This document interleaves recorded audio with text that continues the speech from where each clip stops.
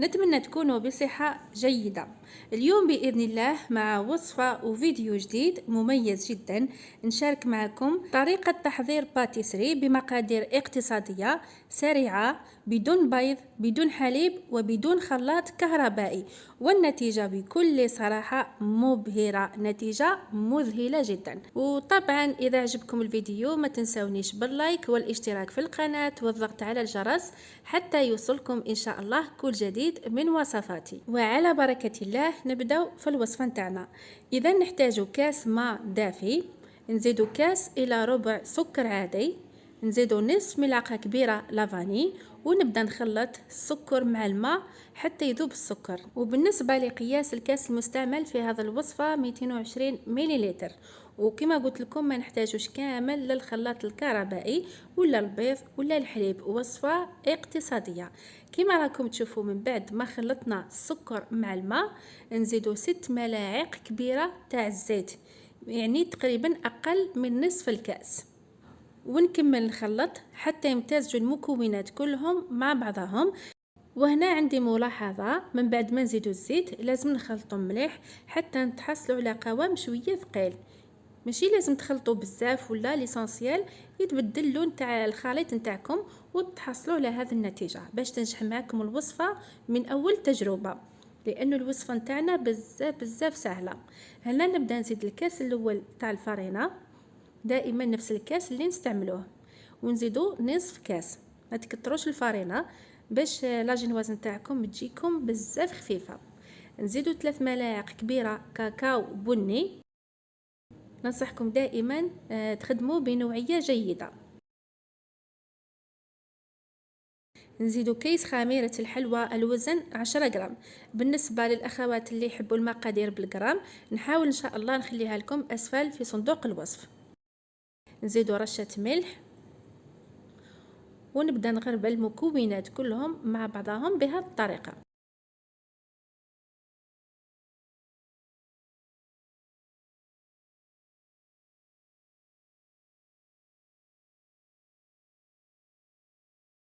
نكمل نخلط، دائما نخلط بنفس الطريقة، يعني ما نستعملوش الخلاط الكهربائي. نخلطهم مليح حتى يمتزجوا المكونات كلهم مع بعضهم.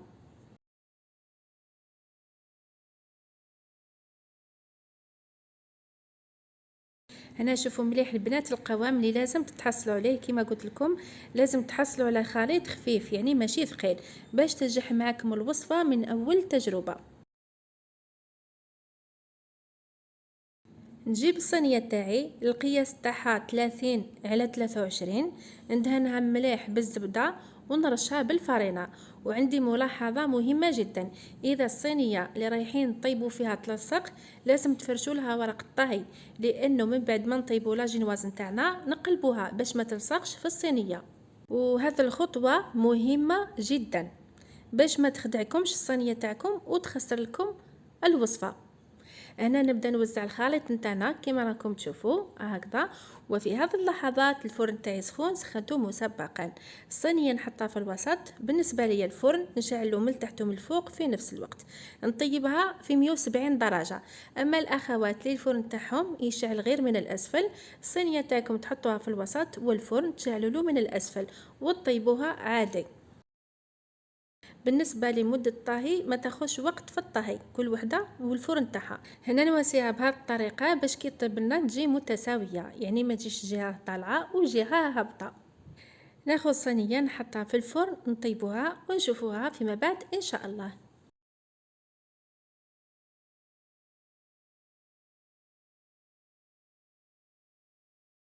هاليكم لاجينواز نتاعنا من بعد ما طيبتها. شوفوا البنات ما لصقتش في الصينيه لانه الصينيه تاعي ما تلصقش ودهنتها مليح بالزبده والفرينه. شوفوا تحصلنا على لاجينواز خفيفه وقطنيه جدا. راح نقسمها الى نصفين هكذا.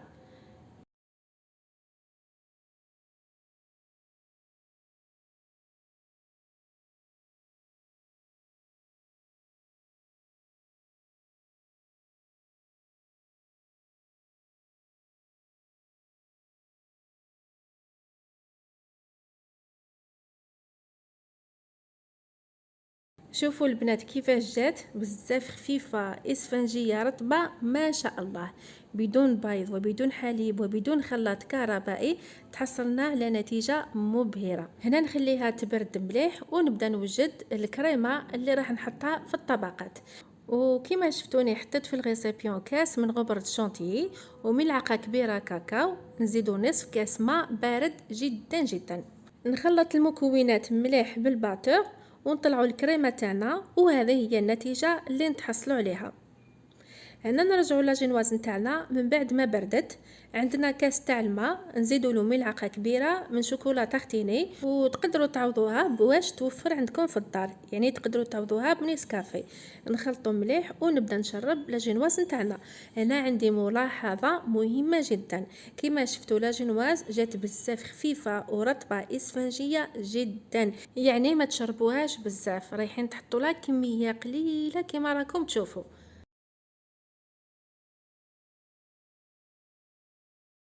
نبدا نحط الكريمه نتاعنا ونوزعها بهذه الطريقه بشكل متساوي باش الطبقات يجوا متساويين.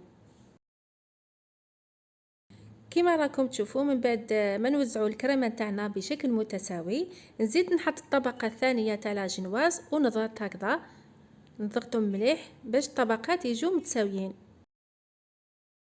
ونزيد نشربها بكميه قليله ما تكتروش. شوفوا البنات انا كي نشربها ما نكترش، نحط مقدار 4 ملاعق كبيره.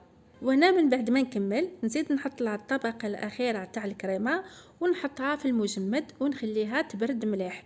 من المستحسن تخلوها ساعه كامله باش كي تقسموها تعطي لكم نتيجه مليحه، يعني تتحصلوا على نتيجه ولا اربع. كما راكم تشوفوا من بعد ما نحيتها من المجمد، كما قلت لكم خليتها مده ساعه كامله، كما راكم تشوفوا بردت جات ربع.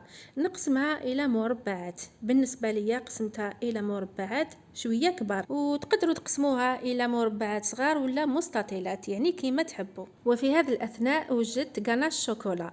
خذيت 200 غرام شوكولا بذوق الحليب، ذوبتها في حمام مائي مع نصف كاس نتاع الحليب ونصف ملعقه كبيره زبده. نخليه حتى يبرد مليح ياخذ درجه حراره المطبخ ونوزعوا بهذه الطريقه. لو كان توزعوه سخون تذوب الكريمه تاعكم. انا نكمل نزينهم ونشوفوهم في شكل نهائي فيما بعد ان شاء الله. اذا هذا هو الشكل النهائي من بعد ما وزعنا غاناش الشوكولا وزينتهم برقائق الكاوكاو، وهذه هي النتيجه اللي تحصلنا عليها. كما راكم تشوفوا جو ما شاء الله روعه. تحصلنا على باتيسري صنع منزلي، وصفه اقتصاديه بدون بيض بدون حليب وبدون خلاط كهربائي، مكونات بسيطه جدا، وتحصلنا على نتيجه مبهره، نتيجه خياليه. وهذا الوصفة ناجحة 100% من أول تجربة. نتمنى إن شاء الله الوصفة تاع نهار اليوم تنال إعجابكم وتجربوها، وننصحكم من كل قلبي تجربوها لأنه فعلا وصفة تستحق التجربة، وتبارطاجيوها مع لي تاعكم للاستفادة. واذكروا الله وصلوا على النبي عليه الصلاة والسلام. في أمان الله.